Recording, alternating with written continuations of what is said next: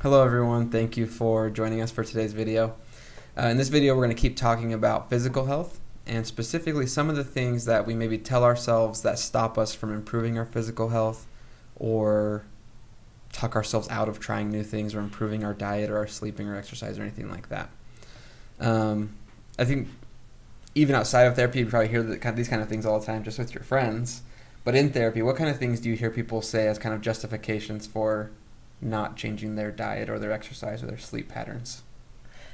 I guess I would say one of the things that we hear a lot from people is that they have an intention to do something. Like, I know I need to cut down soda because it's not making me feel so good, or I know I need to get sleep.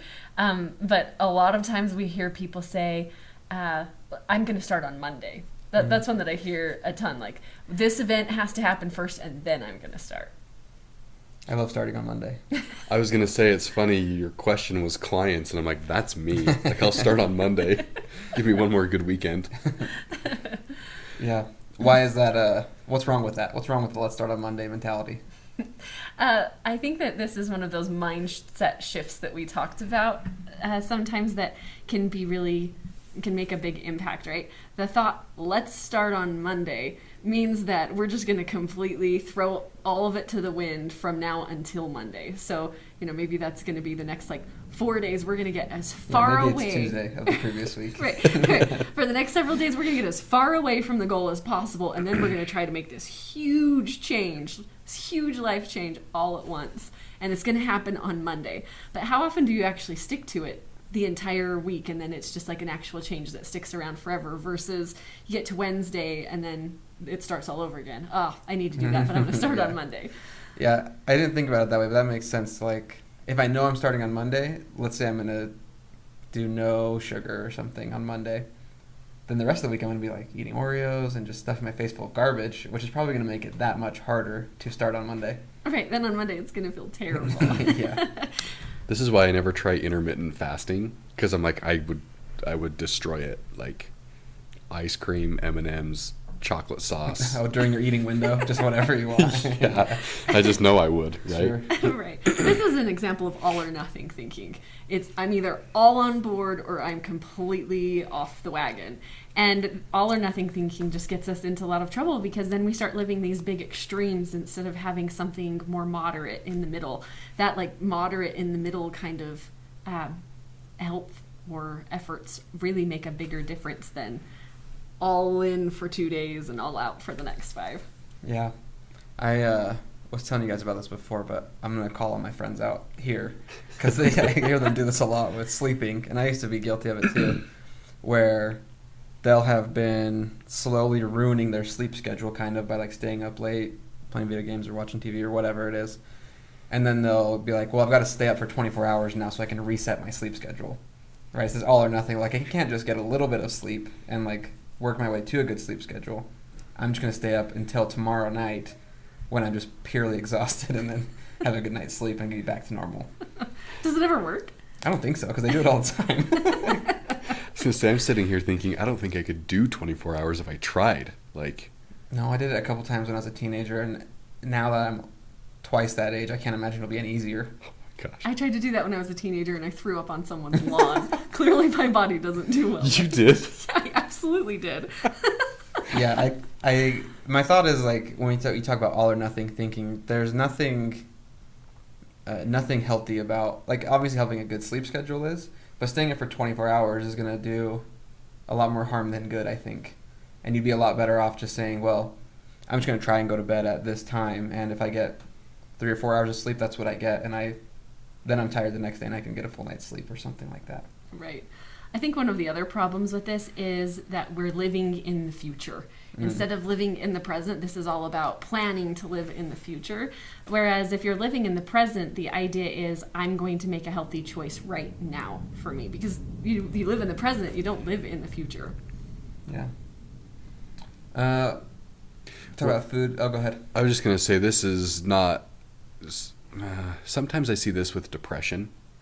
And I think this specific example can apply to diet or sleep.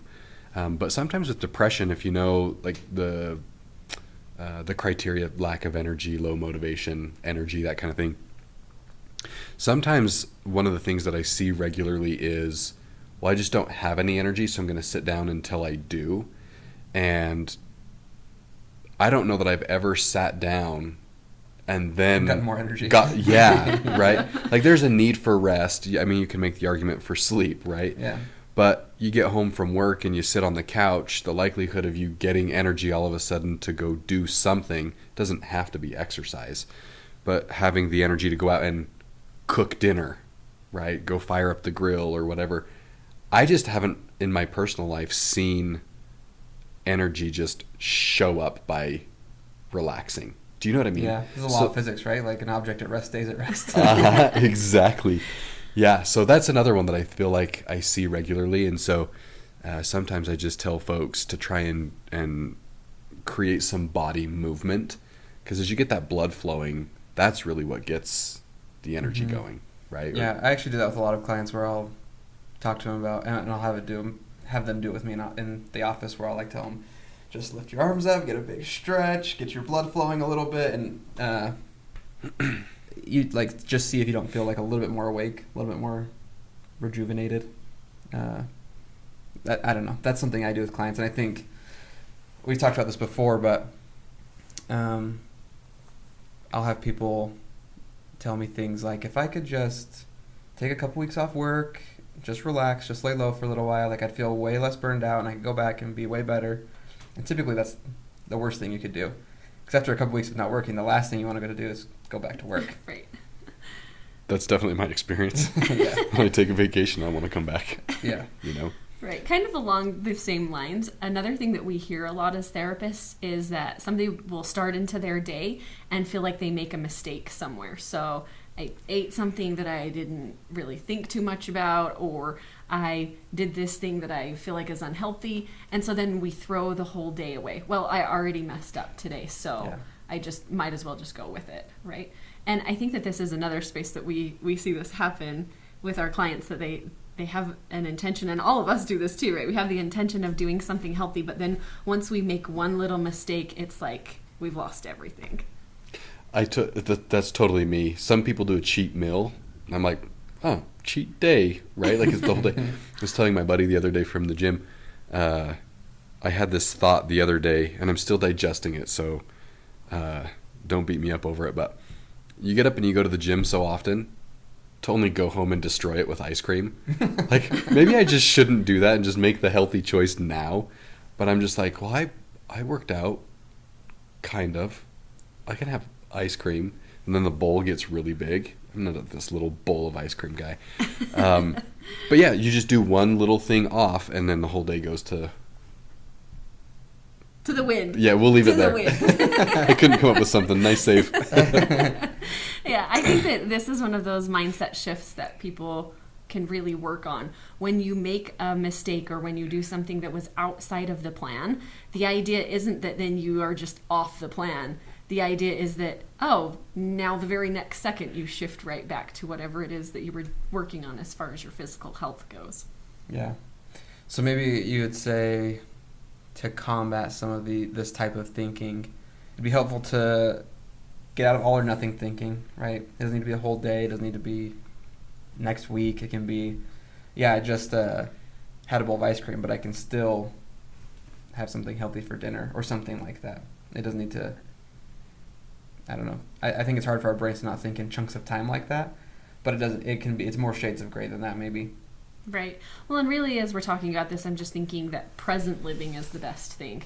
Figuring out how to make healthy choices in the moment, and then after that moment's gone, if you made the healthy choice or not, whatever, that moment's behind you. And so right now, try to make the healthy choice to do whatever you need to do.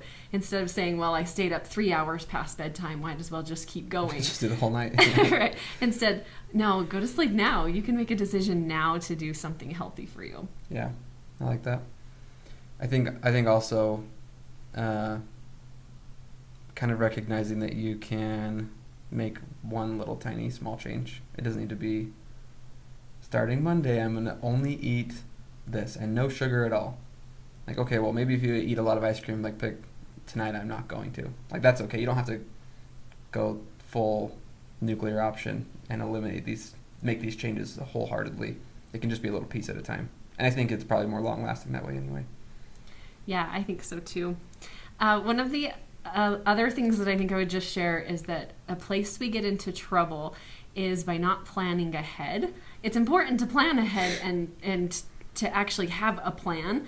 I know we've been talking about living in the present, but you also have to have a plan for something in the future. Lots of times I hear people say things like, that's a problem for future me. And so you go out with friends. Yeah, you go out with friends, but you have no plan of how am I going to make sure that I make it home in time for my actual bedtime? Because then when you're out with your friends and everybody's having a good time, you're not going to be saying to everybody, hey, wait a minute, my bedtime's coming up, I got to go home and go to sleep. If you have no plan for that, it's not going to happen. So as much as it's important to live in the present, it's also important to think about how you'll set boundaries with your friends, your family, yourself, so that you can hold some of these lines and keep those healthy things going in your life. Yeah, because your family and friends aren't going to keep your boundaries for you or your bedtime. They're not. That's on you. I'd sit down and play video games with you all night and like encourage you to stay up late past your bedtime, right? As my friends regularly do. So. I wouldn't. Jaden beats me for 10 minutes and I don't want to play. You're out. Well, thanks everybody for joining us for today's video. If you liked it, please like, subscribe, leave a comment. We'd love to talk to you guys, and we'll see you on the next video. Thanks. See you later.